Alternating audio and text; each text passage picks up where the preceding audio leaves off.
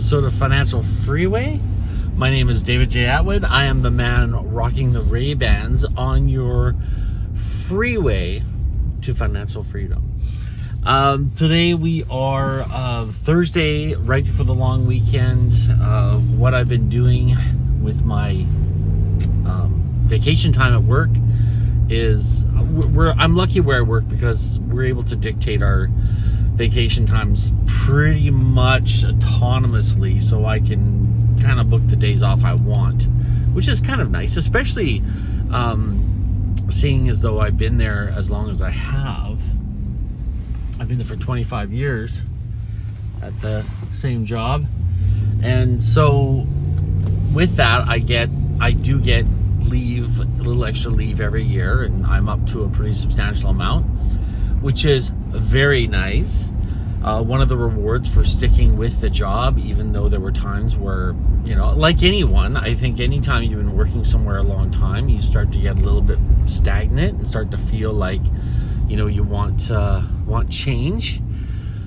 But the gift for sticking with it is you do get some benefits, like after 15 years, I got a nice little watch and a little piece of paper that said thank you, which is funny because they were paying me to be there, so okay, I guess it's a win-win. And you get lots of vacation time, which is nice. So what I've done is, for this last little bit of my career there with Dockyard, I've been bookending the long weekends with a day off on the Friday and a day off on the Tuesday of either end of the holiday, whatever the holiday is. So if the holiday's if the Friday's the day off, I'll take the Thursday and a Monday. If the Monday's the day off, like it is this weekend, I'll take the Friday and the Tuesday, which makes for like a nice little mini vacation. So me and Gabby we're going to be going. We're going to be traveling to the west coast of the island, and I will still continue to be doing videos while we're there. Now that I've know how to clear out my computer and the phone, so I can make these things happen more regularly. This morning I woke up. It's so funny. Like, I woke up early. I sat in bed for a minute and I thought maybe I'll just relax this morning. I thought, no, you know what? I got too much to do. So I got on the computer and I blink and I'm late for work. Like, I'm late to leave. When I say late to work, I usually get to work about at least an hour early so I can go to the gym on the base there and get a little bit of sweat on before I start my day. But now I left a few minutes late. I might not make it on time to get that full workout in. But I'm still going to go to the gym. And the other part that sucks about that is, well, the part that really sucks about that is I might miss out on my parking spot. So I got to be a little zippy this morning on the road to work. So here we go. Today I am drinking out of my New York Police Department NYPD coffee mug, which I love. I don't drink out of it often because it's not dishwasher safe. I have to hand wash it because the gold trim on it. But it's a little treat once in a while to be able to have this very fancy mug. So today I wanted to talk about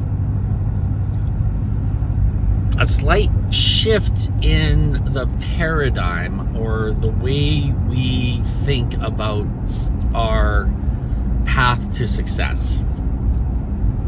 And I'm guilty of the very traditional thought patterns when it comes to getting those successful completion of those tasks or reaching those goals.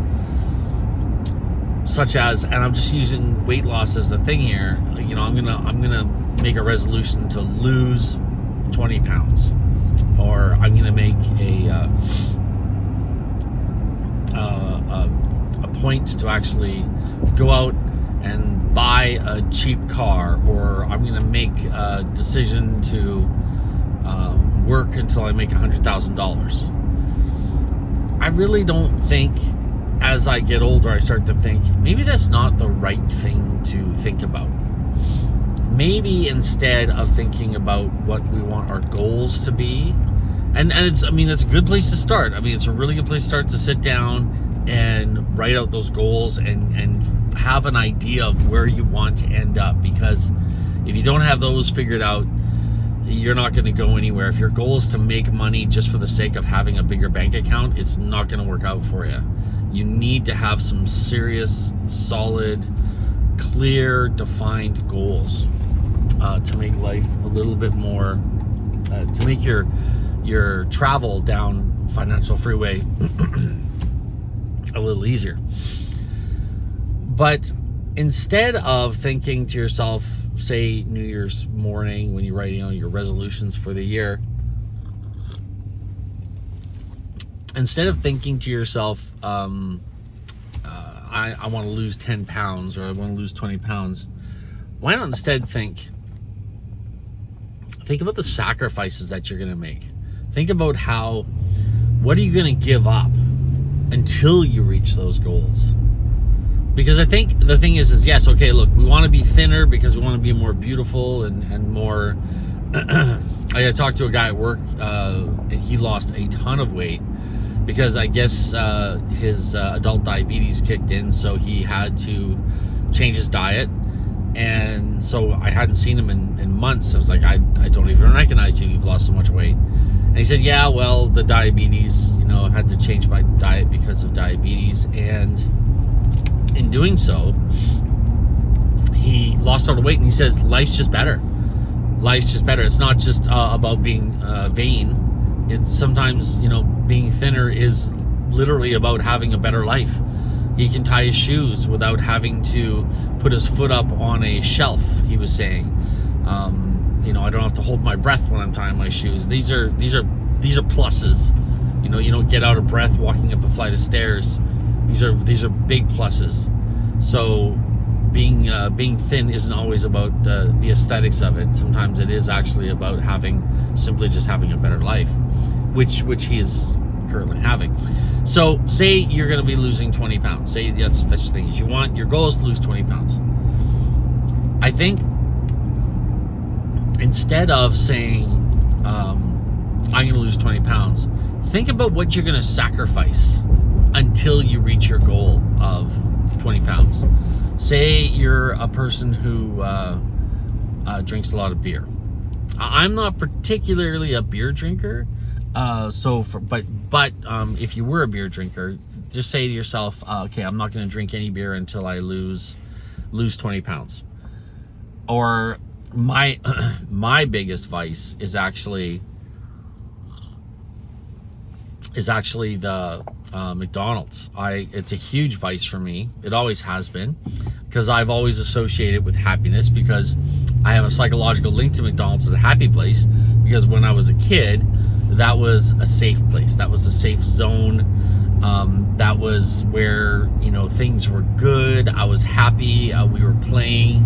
So for me, I know McDonald's isn't quite that way for a lot of people now, but when I was a kid, it was like a poor kid's Disneyland for me.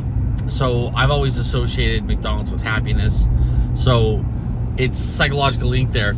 But for me to say, okay, look, I got to lose 20 pounds, so no McChickens, no cheeseburgers, no fries, until we get to that level.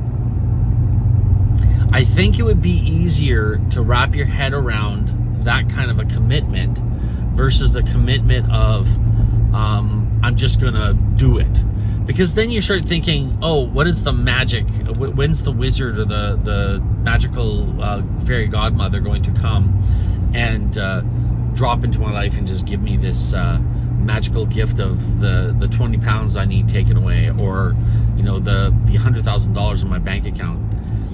That's the danger we fall into when we just say, I just want this goal of fill in the blank. So I think my thing is going to be, what are the sacrifices you're willing to make to get to that level? That's what we should be focusing on. So let's think about like for instance, I know so many people who are poor, who don't have a house.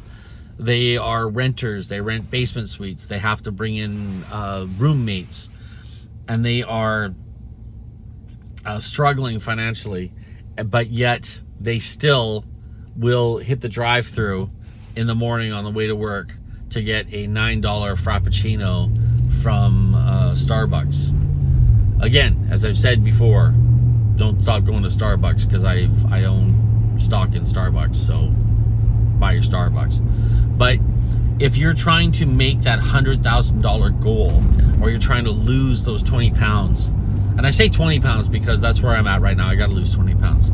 If you're trying to get to that level, then what you got to do is you got to say, I'm willing to give up my Netflix, or I'm willing to give up my my Frappuccino, my morning Frappuccino, you know, my 700 calorie, I got to look the caloric intake of a Frappuccino, but I'm willing to give that up and go for just a black cup of Joe from the percolator until I get to that 100,000 goal. And when I get to that $100,000 goal, or I've lost those 20 pounds, that's when I'm going to treat myself.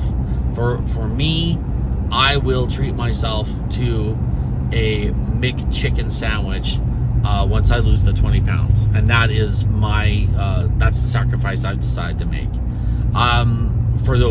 So for me, the McChicken sandwich was always, not only as McDonald's, as you know, the whole McDonald's experience, you know, linked to my my belief of what happiness is, but there's also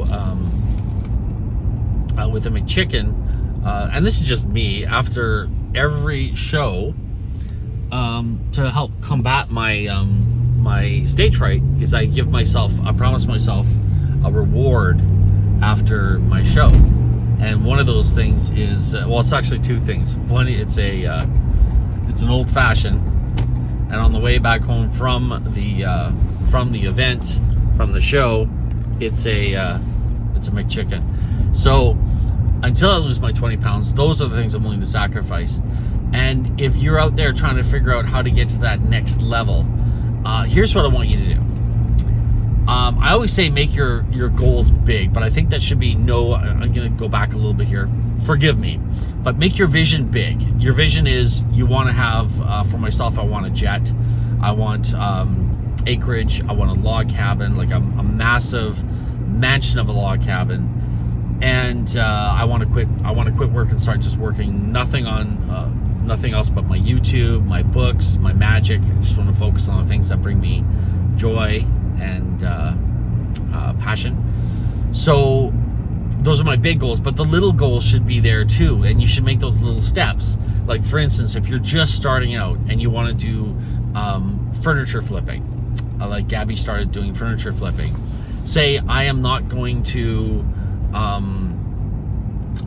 watch television at all until I get 100% profit on my next furniture flip. Or I'm not gonna